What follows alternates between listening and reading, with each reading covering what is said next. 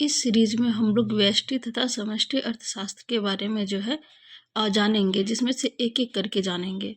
तो सबसे पहले देखते हैं प्रस्तावना। व्यष्टि अर्थशास्त्र तथा समष्टि अर्थशास्त्र जो है वो क्या है? व्यष्टि अर्थशास्त्र तथा समष्टि अर्थशास्त्र आर्थिक समस्याओं तथा विश्लेषण के दो मार्ग हैं। पहले का संबंध व्यक्तिगत आर्थिक इकाइयों के अध्ययन से है, यानी कि व्यष्टि अर्थशास्त्र जो है इसका संबंध व्यक्तिगत आर्थिक इकाइयों से है, और समष्टि अर्थशास्त्र जो है इसका संबंध समस्त अर्थव्यवस्था के अध्ययन से है। रेगनर फ्रिस पहले व्यक्ति थे जिन्होंने 1933 में अर्थशास्त्र में व्यष्टि तथा समष्टि शब्दों का प्रयोग किया। तो समष्टि और व्यष्टि शब्द का प्रयोग जो है वो रेगनर फ्रिस जो है वो किए थे 1933 में। व्यष्टि अर्थशास्त्र यानी कि माइक्रो इकोनॉमिक्स। तो माइक्रो इकोनॉमिक्स क्या है और इसका अर्थ क्या है? तो व्यक्ति और व्यक्तियों के जो छोटे ग्रुप होते हैं उनकी आर्थिक क्रियाओं का अध्ययन जो है वो व्यष्टि अर्थशास्त्र कहलाता है। इसमें प्रोफेसर बोल्डिंग के अनुसार विशेष फर्म, विशेष परिवार, व्यक्तिगत कीमतों, मजदूरी, आय, व्यक्तिगत उद्यमों तथा विशेष वस्तुओं का अध्ययन शामिल है। कीमत निर्धारण के विश्लेषण तथा विशिष्ट प्रयोगों में संसाधनों के आवंटन से यह अपना संबंध रखता है। व्यष्टि अर्थशास्त्र के क्षेत्रों में से कुछ जो हैं ये हैं, जैसे फर्म या उद्योग के संतुलन, उत्पादन का निर्धारण, एक विशिष्ट प्रकार के श्रम की मजदूरी दर तथा चावल या चाय या कार जैसी किसी विशिष्ट वस्तु की कीमतों का निर्धारण। इसका क्षेत्र क्या है? कीमत और मूल्य सिद्धांत, परिवार, फर्म एवं उद्योग का सिद्धांत, अधिकतम उत्पादन तथा कल्याण सिद्धांत व्यष्टि अर्थशास्त्र के प्रकार है। यानी व्यष्टि अर्थशास्त्र के क्या प्रकार हैं? कीमत और मूल्य सिद्धांत, परिवार, फर्म एवं उद्योग सिद्धांत, अधिकतम उत्पादन तथा कल्याण सिद्धांत जो है वो व्यष्टि अर्थशास्त्र के प्रकार हैं।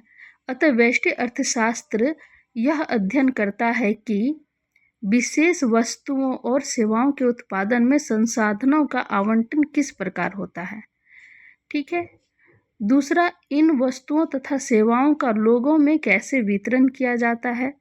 और तीसरा जो है वे कितनी दक्षता के साथ वितरित किए जाते हैं।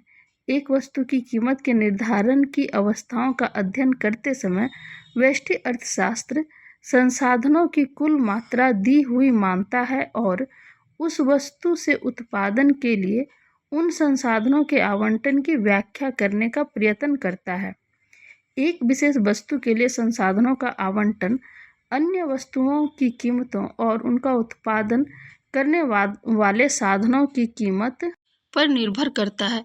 दूसरे शब्दों में संसाधनों का आवंटन ही यह निर्धारित करता है कि क्या उत्पादित की जाए, कैसे उत्पादित की जाए और कितना उत्पादन किया जाए, और यह निश्चय वस्तुओं और सेवाओं की सापेक्षिक कीमतों पर निर्भर करता है। इस प्रकार व्यष्टि अर्थशास्त्र जो है वो कीमत सिद्धांत का अध्ययन है। व्यष्टि अर्थशास्त्र में कीमत निर्धारण के विश्लेषण और संसाधनों के आवंटन का अध्ययन तीन भिन्न स्थितियों में किया जाता है। पहला, व्यक्तिगत उपभोक्ता और उत्पादकों का संतुलन। दूसरा, एक अकेली मार्केट का संतुलन। और तीसरा, सब मार्केटों का एक साथ संतुलन। इसके अतिरिक्त व्यष्टि अर्थशास्त्र यह भी अध्ययन करता है कि अर्थव्यवस्था में कितनी दक्षता के साथ विभिन्न संसाधनों का व्यक्तिगत उपभोक्ताओं और उत्पादकों में वितरण होता है। संसाधनों के वितरण की दक्षता कल्याण अर्थशास्त्र के अध्ययन से संबंधित है। इसमें उपभोक्ता की दक्षता, उत्पादन की दक्षता तथा उपभोग और उत्पादन में परिपूर्ण दक्षता का अध्ययन सम्मिलित होता है। उपभोग और उत्पादन दक्षता का संबंध व्यक्तिगत कल्याण से होता है तथा परिपूर्ण दक्षता का संबंध जो है वो सामाजिक कल्याण से होता है।